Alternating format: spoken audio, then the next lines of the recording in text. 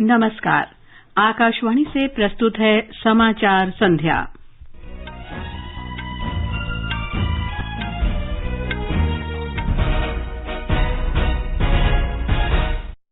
प्रधानमंत्री नरेंद्र मोदी की अध्यक्षता में सुरक्षा से संबद्ध मंत्रिमंडलीय समिति में अफगानिस्तान की स्थिति पर चर्चा।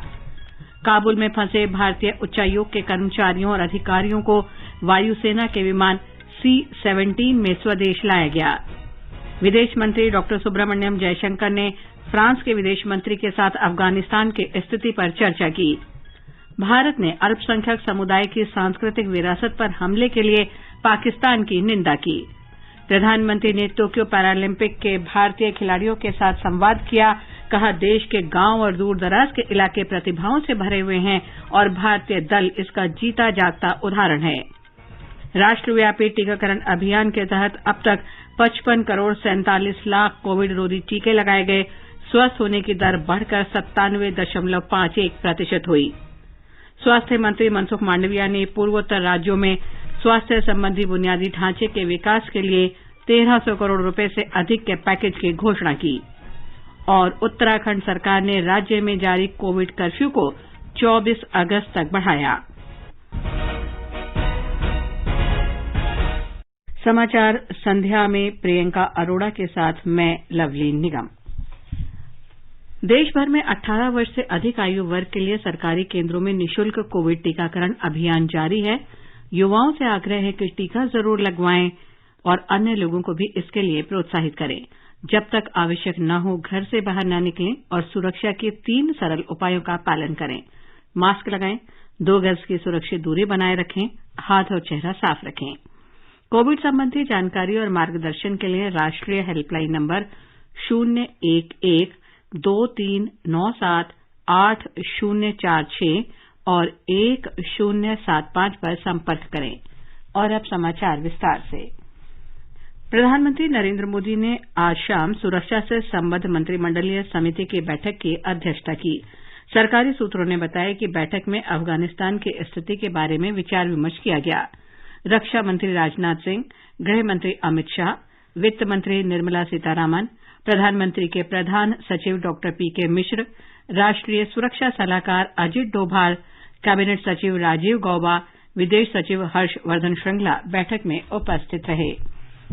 अफगानिस्तान में स्थिति को देखते हुए भारत ने आज वायुसेना के विमान C-17 ग्लोब मास्टर के जरिए काबुल में दूतावास से अपने राजदूत और अन्य कर्मचारियों को वापस बुला लिया। राजनयिकों, अधिकारियों, सुरक्षाकर्मियों और अफगानिस्तान में फंसे भारतीयों सहित 150 लोग आज शाम दिल्ली के निकट हिंडन हवाई अड्डे पहुंचे। इससे पहले ये विमान कुछ समय तक गुजरात के जामनगर में रुका। विदेश मंत्रालय ने कहा है कि काबुल में मौजूदा स्थिति को देखते हुए भारतीय दूतावास के कर्मियों को जल्द से जल्द वापस लाने का फैसला किया गया। ये प्रक्रिया 2 चरणों में पूरी की गई। राजदूत और अन्य कर्मचारी आज दोपहर बाद नई दिल्ली पहुंचे। भारत अफगानिस्तान में बिगड़ती सुरक्षा स्थिति को देखते हुए अपने सभी नागरिकों के लिए समय समय पर यात्रा और सुरक्षा परामर्श जारी करता रहा है। अफगानिस्तान में मौजूद लोगों से जल्द भारत लौटने का आग्रह किया गया था, जबकि अन्य को अफगानिस्तान की यात्रा से बचने का परामर्श दिया गया था। विदेश मंत्रालय ने कहा है कि अफगानिस्तान में अनेक भारतीय लोग फंसे हैं। उनमें से कुछ अन्य देश के संगठनों के कर्मचारी हैं। भारत की तात्कालिक प्राथमिकता अफगानिस्तान में फिलहाल मौजूद सभी भारतीय नागरिकों के बारे में सटीक जानकारी हासिल करना है। सभी संबंधित पक्षों से विदेश मंत्रालय के विशेष अफगानिस्तान प्रकोष्ठ को तत्काल संबंधित जानकारी देने का आग्रह किया गया है। इस प्रकोष्ठ के नंबर हैं 49016783, 49016784 तथा 49016785। व्हाट्सएप नंबर है 8010611290। भारतीय नागरिकों के बारे में जानकारी situationroom@mea.gov.in पर ईमेल भी की जा सकती है। विदेश मंत्रालय ने कहा है कि अफगानिस्तान के नागरिकों के लिए ई आपात वीजा केंद्र के जरिए वीजा सेवाएं जारी रहेंगी। ये सुविधा indianvisaonline.gov.in/evisa.registration पर ई-वीजा पोर्टल के जरिए हासिल की जा सकती है। विदेश मंत्रालय ने कहा है कि अफगानिस्तान में सिख और हिंदू समुदाय के नेताओं से आग्रह मिले हैं और मंत्रालय उनके संपर्क में है। विदेश मंत्रालय ने कहा है कि अफगानिस्तान से आवागमन की मुख्य चुनौती काबुल हवाई अड्डे की संचालन स्थिति है। विदेश मंत्री ने अमरीकी विदेश मंत्री सहित अन्य सहयोगियों के साथ उच्च स्तर पर स्थिति के बारे में चर्चा की है। विदेश मंत्रालय ने कहा है कि भारत सरकार अपने सभी नागरिकों की सुरक्षित वापसी के लिए प्रतिबद्ध है और काबुल हवाई अड्डे पर वाणिज्यिक उड़ानें शुरू होते ही उड़ानों की व्यवस्था की जाएगी।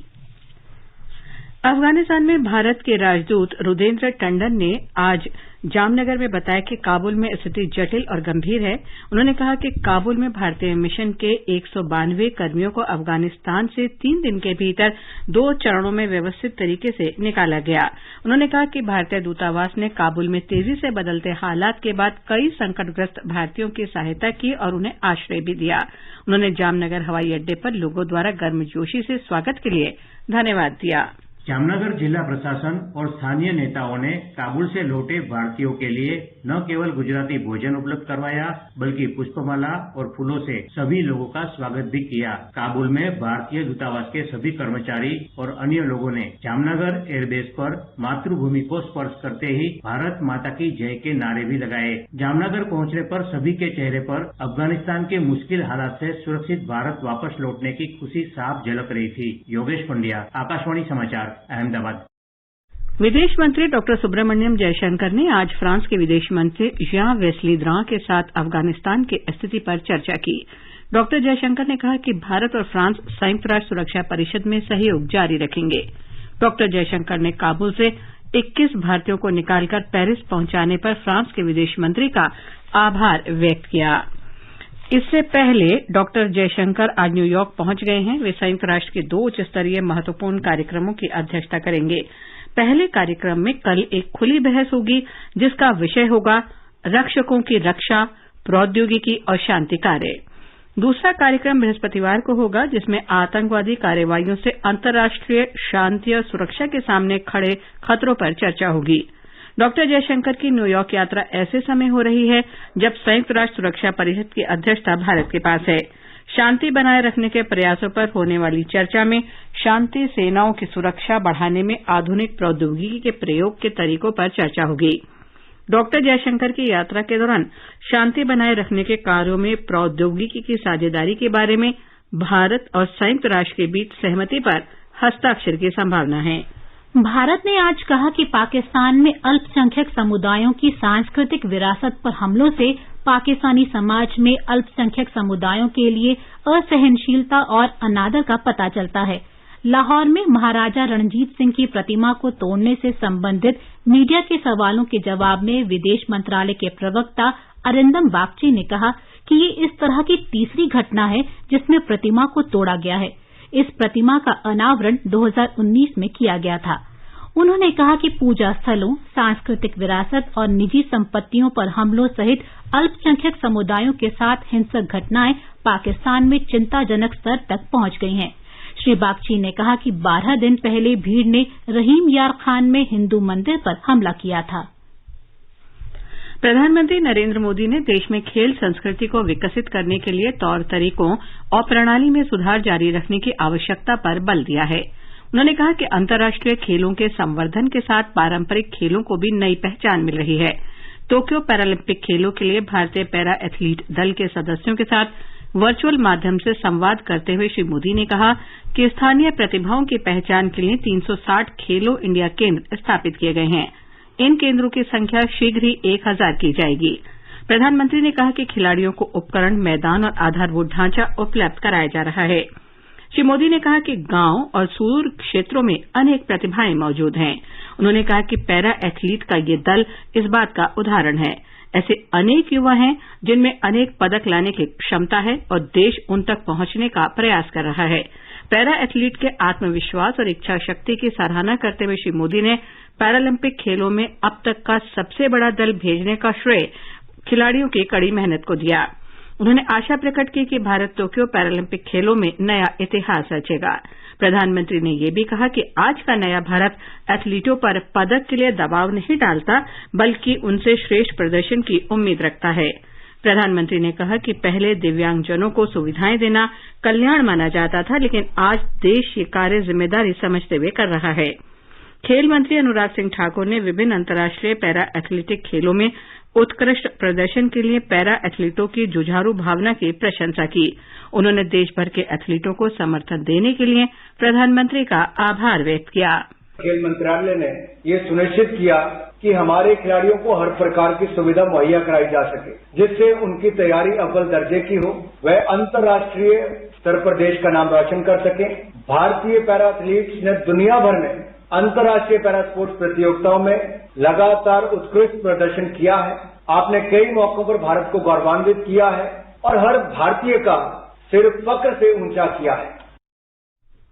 प्रधानमंत्री के साथ संवाद में भाला फेंक स्पर्धा के खिलाड़ी देवेंद्र झाझरिया ने कहा कि उनके जीवन में अनेक चुनौतियां थीं, लेकिन उन्होंने राष्ट्र के लिए कुछ करने की भावना कभी नहीं खोई। देवेंद्र जी, आपके जीवन में वो कौन सी बातें हैं जो देशवासी जानना चाहिए?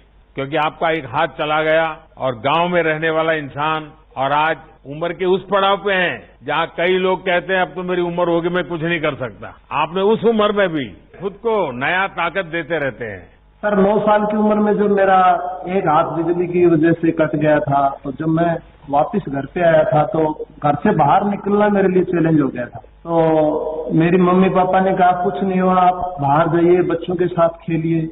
लेकिन वो दिन आज भी याद है जब मैंने बाहर बच्चों के साथ खेलना शुरू किया और जब स्कूल में मैंने खेल की शुरुआत की तो मेरे से इतने क्वेश्चन हुए। जब मैंने पहली बार भाला उठाया कि मैं फेंकूंगा भाला, तो कहा कि आप किस लिए आए हो ग्राउंड में, आपका क्या काम है, आप तो दिव्यांग हो। उस दिन मुझे अंदर से ये फील हुआ कि मैं कमजोर नहीं कहलाऊंगा। मुझे कमजोर न कहलाने की जिद ने दुनिया का चैंपियन बनाया।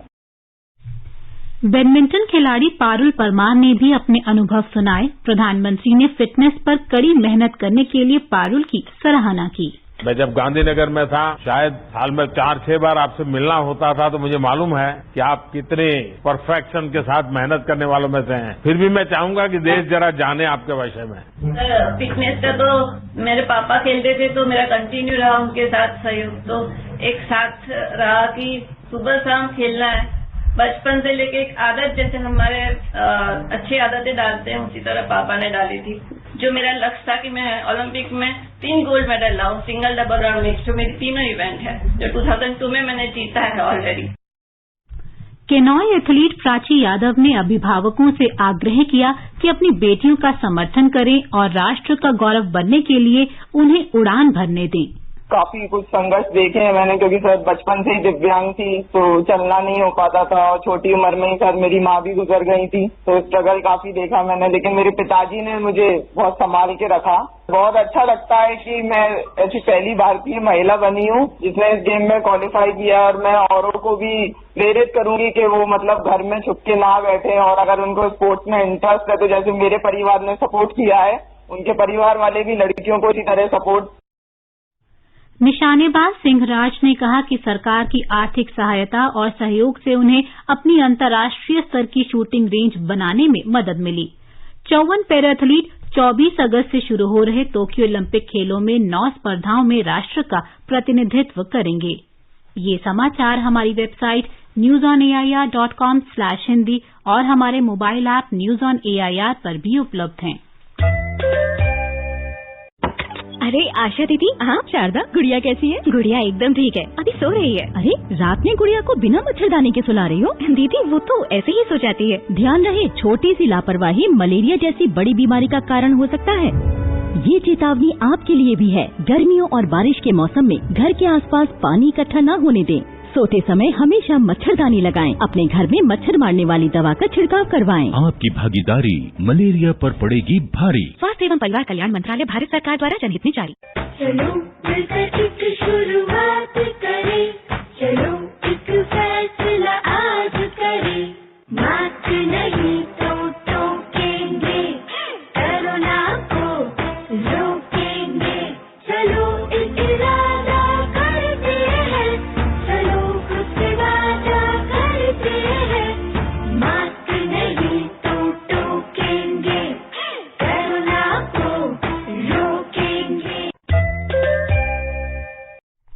समाचार संध्या में आपका फिर स्वागत है।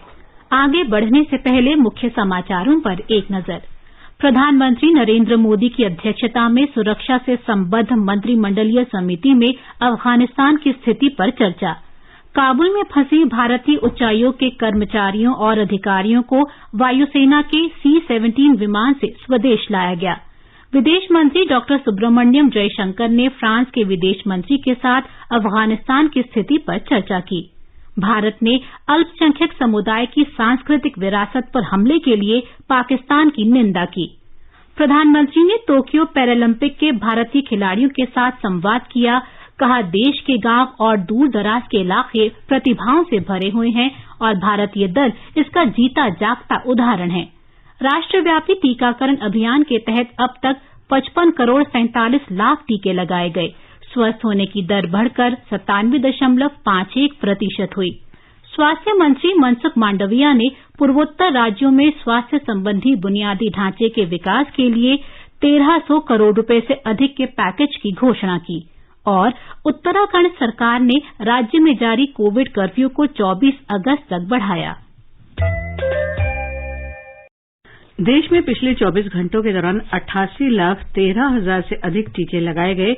स्वास्थ्य मंत्रालय ने बताया कि राष्ट्रव्यापी कोविड रोधी टीकाकरण अभियान के अंतर्गत अब तक 55 करोड़ 47 लाख टीके लगाए गए हैं।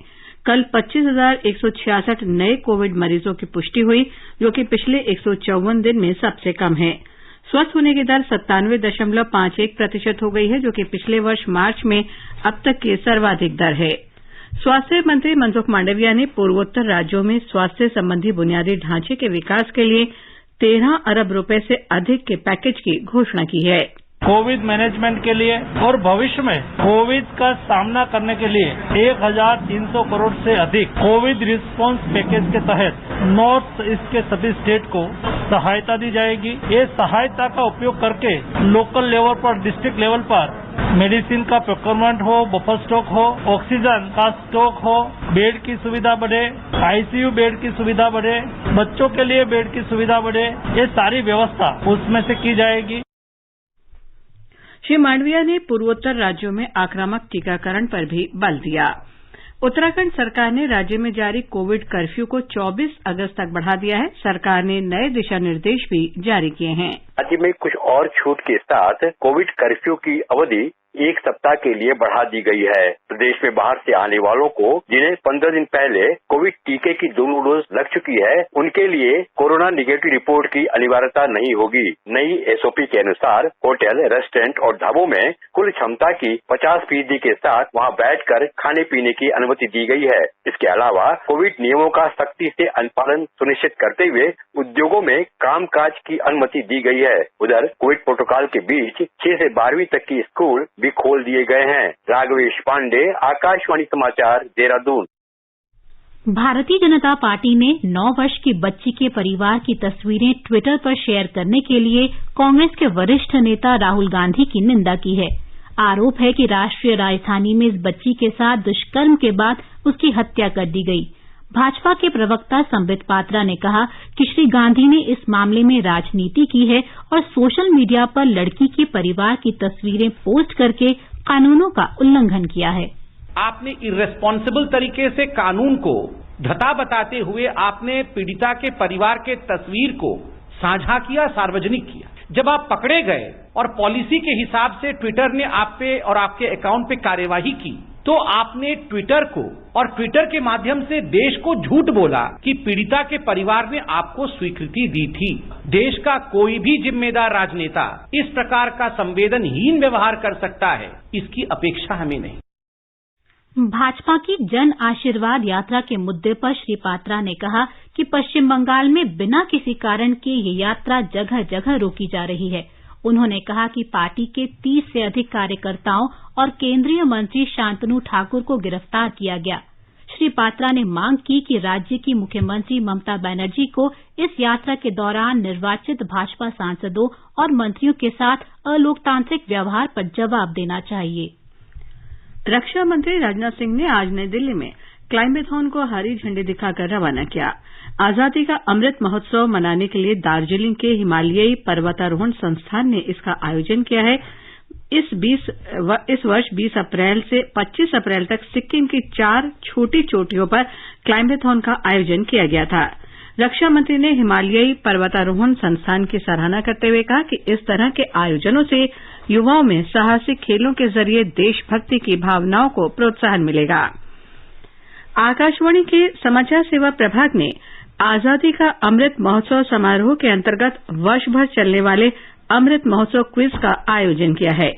आकाशवाणी समाचार के साथ अमृत महोत्सव क्विज शीर्षक से यह कार्यक्रम आरंभ हो गया है। इसे FM गोल्ड चैनल पर सुना जा सकेगा। आजादी के 75 वर्षों का पर्व अमृत महोत्सव के पावन अवसर पर आकाशवाणी समाचार लेकर आया है अमृत महोत्सव क्विज। आप भी इस क्विज का हिस्सा बन सकते हैं। हमारे समाचार बुलेटिनों में पूछे गए स्वतंत्रता आंदोलन से जुड़े प्रश्नों का जवाब देकर। आपसे ये सवाल प्रत्येक सोमवार और मंगलवार को सुबह 8 बजे प्रसारित होने वाले बुलेटिन समाचार प्रभात में पूछे जाएंगे। विजेता का चुनाव ईमेल पर मिले सही जवाबों में से लकी ड्रॉ के माध्यम से होगा और इसकी घोषणा अगले दिन इसी बुलेटिन में की जाएगी। विजेता को प्रमाण पत्र के साथ एक उपहार भी दिया जाएगा। साथ ही विजेता का नाम हमारे ट्विटर हैंडल पर भी फ्लैश होगा। तो आइए मनाएं आजादी के 75 वर्षों का पर्व अमृत महोत्सव आकाशवाणी समाचार के साथ।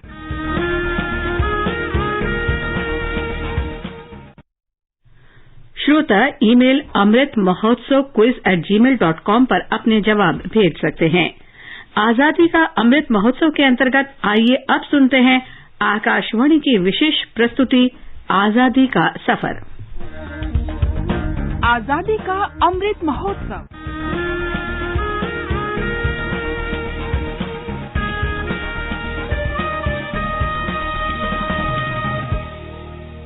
आजादी का सफर आकाशवाणी के संग एक राष्ट्र का जन्म।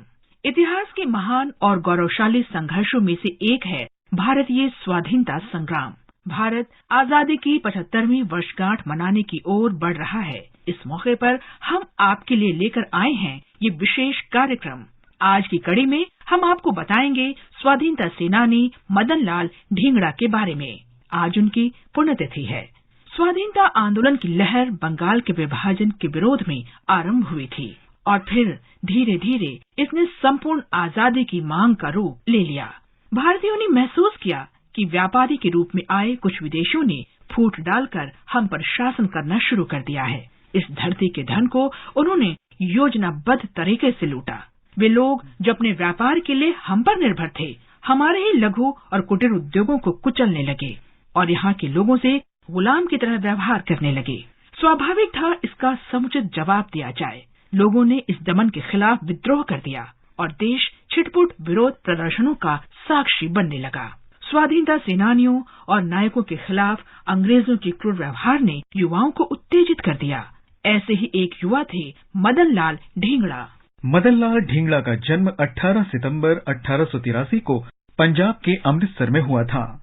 लाहौर में सरकारी कॉलेज में पढ़ते हुए वे स्वराज के लिए जारी राष्ट्रवादी आंदोलन से प्रभावित हुए, जो स्वराज के लिए चलाया जा रहा था। ढींगड़ा भारत की गरीबी से अत्यधिक दुखी थे। उन्हें लगता था कि गरीबी का समाधान स्वराज और स्वदेशी में ही है। ढींगड़ा ने 1904 में विद्यार्थियों के विरोध प्रदर्शन का नेतृत्व किया। दरअसल उनके प्रिंसिपल ने आदेश दिया था कि कॉलेज के लिए ब्लेजर ब्रिटेन से आयातित कपड़ों से ही बनाया जाए। ढींगड़ा ने छात्रों के साथ इसका विरोध किया और इसके बाद उन्हें कॉलेज से निकाल दिया गया। इस घटना ने ढींगड़ा को क्रांतिकारी राष्ट्रवाद के करीब ला दिया। 1905 में ढींगड़ा लंदन चले गए और वहाँ इंडिया हाउस में ठहरे। इंडिया हाउस उत्तरी लंदन में स्थित विद्यार्थियों का निवास स्थान था। वकील श्यामजी कृष्ण वर्मा के संरक्षण में इसे ब्रिटेन में रह रहे भारतीय विद्यार्थियों में राष्ट्रवादी विचारों को प्रोत्साहन देने के लिए खोला गया था। इंडिया हाउस में ही मदन लाल ढींगड़ा की मुलाकात वीर सावरकर से हुई। सावरकर तब इंडिया हाउस के प्रबंधक थे। इस बीच 8 जून 1909 को वीर सावरकर के बड़े भाई बाबाराव गणेश सावरकर को देश निकाला दिया गया। सरकारी पक्ष केवल ये सिद्ध कर सका कि उन्होंने ऐतिहासिक कविताएं प्रकाशित की थीं, जिसे राजद्रोह माना गया। बाबाराव सावरकर को मिले देश निकाले से लंदन में रह रहे क्रांतिकारी उत्तेजित हो गए। उस समय सीक्रेट पुलिस के विलियम हर्ड कर्जन वाइली सावरकर और क्रांतिकारियों के बारे में जानकारी जुटाने का प्रयास कर रहे थे। कर्जनवाइली के कारण ही लंदन में क्रांतिकारी स्वाधीनता सेनानियों को निशाना बनाया गया। श्यामजी कृष्ण वर्मा के जर्नल द इंडियन सोशियोलॉजिस्ट में वाइली को भारत का पुराना बेरहम शत्रु कहा गया। 1 जुलाई 1909 को ढींगड़ा एक जनसभा में शामिल हुए। इंपीरियल इंस्टीट्यूट में इस कार्यक्रम को नेशनल इंडियन एसोसिएशन ने आयोजित किया था। इसमें ब्रिटिश अधिकारी विलियम हर्ट कर्जन वाइली भी मौजूद था। बैठक के बाद जब लोग लौटने लगे तो ढींगड़ा ने बेहद करीब से कर्जन वाइली पर गोली दाग दी।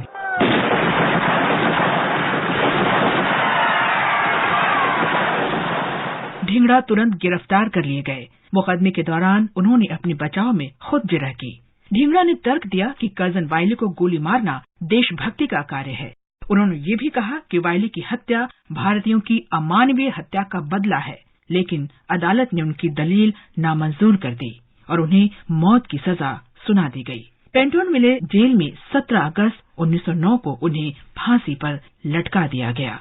मदन लाल ढींगड़ा संपन्न परिवार के थे, लेकिन नियति को तो कुछ और ही मंजूर था। उन्होंने देशवासियों के साथ अन्याय का बदला लेने को प्राथमिकता दी। वे बहुत अच्छी तरह जानते थे कि बदले की कार्रवाई से उनके लिए अनेक मुसीबतें पैदा होंगी, लेकिन उन्होंने अपनी राह नहीं बदली। मुझे तोड़ लेना वनमाली, उस पथ पर तुम देना फेर, उस पथ पर तुम देना फेर।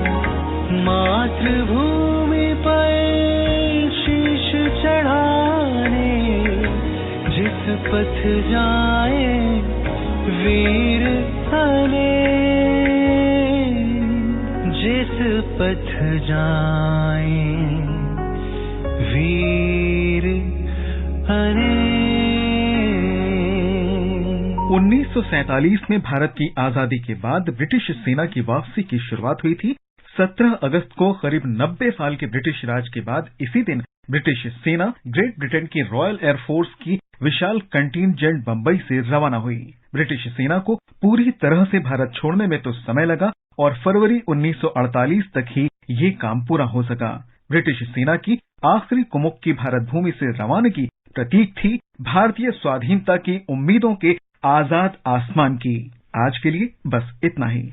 आजादी का अमृत महोत्सव मनाते रहिए।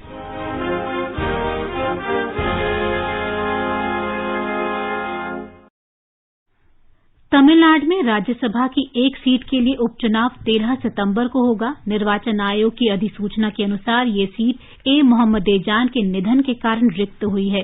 24 अगस्त से नामांकन भरे जा सकेंगे। नामांकन भरने की अंतिम तिथि 31 अगस्त है। 3 सितंबर तक नाम वापस लिए जा सकेंगे। बंबई शेयर बाजार का संवेदी सूचकांक आज 210 अंक बढ़कर 55,792 पर बंद हुआ। नेशनल स्टॉक एक्सचेंज का निफ्टी भी 52 अंक बढ़कर 16,615 पर पहुंच गया। और अंत में मुख्य समाचार एक बार फिर। प्रधानमंत्री नरेंद्र मोदी की अध्यक्षता में सुरक्षा से संबद्ध मंत्रिमंडलीय समिति की अफगानिस्तान की स्थिति पर चर्चा। काबुल में फंसे भारतीय उच्चायोग के कर्मचारियों और अधिकारियों को वायुसेना के विमान C-17 से स्वदेश लाया गया। विदेश मंत्री डॉक्टर सुब्रमण्यम जयशंकर ने फ्रांस के विदेश मंत्री के साथ अफगानिस्तान की स्थिति पर चर्चा की। भारत ने अल्पसंख्यक समुदाय की सांस्कृतिक विरासत पर हमले के लिए पाकिस्तान की निंदा की। प्रधानमंत्री ने टोक्यो पैरालंपिक में भारतीय खिलाड़ियों के साथ संवाद किया। कहा, देश के गांव और दूर दराज के इलाके प्रतिभाओं से भरे हुए हैं और भारतीय दल इसका जीता जागता उदाहरण है। राष्ट्रव्यापी टीकाकरण अभियान के तहत अब तक 55 करोड़ 47 लाख टीके लगाए गए। स्वस्थ होने की दर बढ़कर 97.51% हुई। स्वास्थ्य मंत्री मनसुख मांडविया ने पूर्वोत्तर राज्यों में स्वास्थ्य संबंधी बुनियादी ढांचे के विकास के लिए 1300 करोड़ रुपए से अधिक के पैकेज की घोषणा की। उत्तराखंड सरकार ने राज्य में जारी कोविड कर्फ्यू को 24 अगस्त तक बढ़ाया और निर्वाचन आयोग ने तमिलनाडु में राज्यसभा की सीट के उपचुनाव के लिए अधिसूचना जारी की। इसके साथ ही समाचार संध्या का ये अंक समाप्त हुआ। नमस्कार।